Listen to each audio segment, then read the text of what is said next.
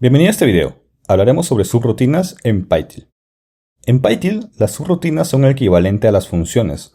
Estas pueden ser llamadas múltiples veces dentro del contrato. Les puedes pasar argumentos y pueden retornar o no un valor. Y crear subrutinas es muy simple en verdad. Solo necesitas añadir el decorador subroutine a una función y especificar en el paréntesis si la subrutina va a retornar un valor o no. Dado que la AVM solo soporta ints y bytes, el valor a retornar debe ser de tipo TIL-type known uint64 o bytes. Con el soporte de ABI agregado por el estándar de ARC4, ahora tenemos más opciones para el ruteo de subrutinas en el contrato. Si queremos definir que la subrutina sea para uso interno, nada cambia. Solo usarás el decorador @subroutine con el valor de retorno especificado en el paréntesis. Estas subrutinas internas no serán expuestas al ABI, el cual es como una guía para que el frontend u otros contratos sepan cómo interactuar con tu contrato. Pero entonces, ¿cómo definimos una subrutina para uso externo? Por ejemplo, cuando queremos que un método sea llamado por el frontend u otro smart contract. Aquí es donde usamos el decorador @router.method, donde router es una variable que puede cambiar según el nombre de la variable que uses para tu router. Esto quizás te sea familiar, ya que hemos usado este decorador algunas veces en los videos anteriores de Python. El decorador router.method registrará en el router la subrutina con un método external. Con esto, el router expondrá la subrutina al ABI, haciendo que el frontend sepa que la subrutina existe y sepa cómo llamarla apropiadamente. Ahora veamos un poco de código para aprender cómo usar las subrutinas en Python. Aquí tenemos un smart contract llamado subroutineExample. Tenemos un router que define lo que sucede durante la creación y estamos asignando este router a la variable myRouter.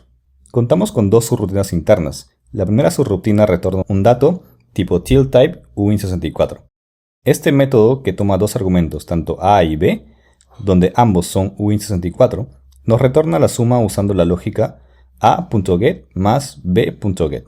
De nuevo, recuerda que aquí se debe usar el método get, ya que la AVM solo interpreta valores tipo uint64 o bytes, pero aquí estamos pasando un ABI.uint64, el cual necesitará ser codificado o encodiado a un TIL-type.uint64. Y es el método get quien se encarga. Luego tenemos el método subtract, la resta, que también es una subrutina interna.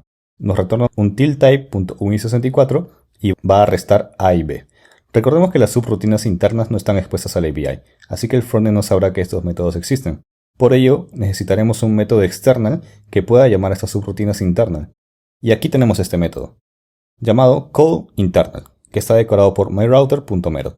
Recuerda que si está decorado por este decorador router.method, entonces es un método externo.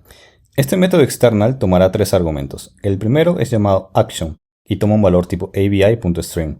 Luego toma un a y b. Ambos son de tipo uint64. A la derecha del asterisco definimos el tipo de dato del output, que en este caso será un abi.uint64.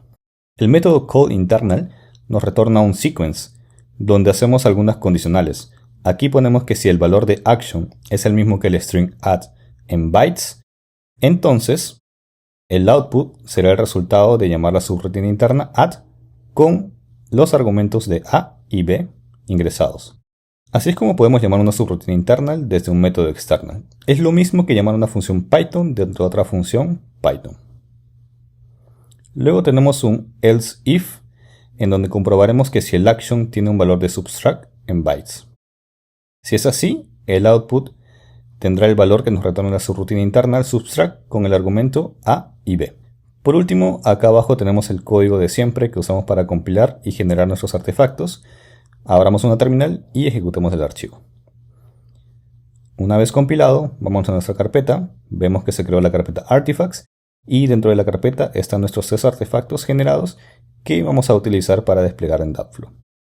Ahora nos vamos a Dapflow, vamos a desplegar nuestro contrato e interactuar con él. Entramos a Dapflow, configuramos el nodo a Sandbox, entramos acá, clic en Sandbox y clic en Save. Ahora conectamos nuestra Dev Wallet y si no tienes una puedes crearla desde esta pestaña. Vamos a ABI Studio, importamos el archivo ABI, clic en File, Upload File, vamos a nuestra carpeta dentro de Artifacts y elegimos el archivo contract.json. Como podemos ver, el único método expuesto a Dapflow es el método callInternal. No vemos ninguna subrutina interna que definimos, ni add ni subtract. Esto es porque esas dos subrutinas no fueron expuestas al ABI. y por ende no serán accesibles por el frontend, que en este caso el frontend es Daptflow. Ahora, creemos la aplicación. Clic en Create, App, clic en Verb.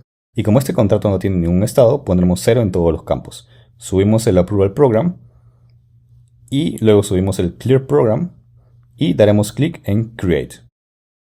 Y ahí lo tenemos. Nuestra aplicación fue creada. Si expandimos el método callInternal, veremos algunos detalles sobre este método. Como por ejemplo que el método toma 3 argumentos donde el argumento action es un valor string y A y B son de tipo uint64. Además que nos retornará un tipo de dato tipo uint64. Ahora ejecutémoslo. Primero probaremos llamando la subrutina interna de suma. Escribimos add en el campo y probaremos a sumar 3 y 4.